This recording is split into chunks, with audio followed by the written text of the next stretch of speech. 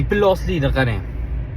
Kecha bitta mashina sotyapmiz, bitta klient, xullas bitta klientga mashina yoqyapti, hamma yo'lda gaplashyapmiz, o'zi o'tirib ko'rdi, hamma yo'lda yoqyapti, ko'ryapti. Ya aytyapmizki, birorta tushunadigan odam yoki birorta ishongan odamingizni olib keling, mayli ko'rsatib oling, ko'rsin mashinani deyapti. Bozorda bo'lyapti bu ish. Haligi odam bittasini yetalab kelyapti, haligi iflos, qarang, iflos. Kelibaq shunday qulog'imizga nima deyapti deysiz? Menga ham foyda chiqadimi deyapti. Mana shu to'g'rimi? Yo mashina purushliklar, mashina purishlaydi yoki mashina bozorining qonun qoidasimi shu? Bitta inson senga ishonib, aka yoki uka onini ko'rib ber, iltimos, men tushunmayman.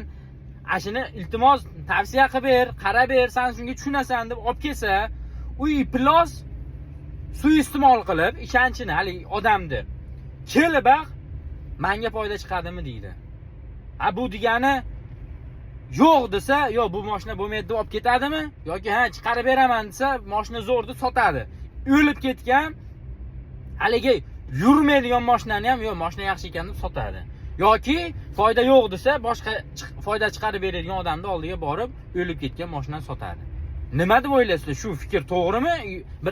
Fikr ham ba'zi bu mana shunaqa non yeyish, asabni o'ynatadigan. Men birinchi marta bu narsaga duch kelyapman. Yo'q, duch kelgan edim, eshitgan edim, lekin 100% birinchi marta ko'ryapman.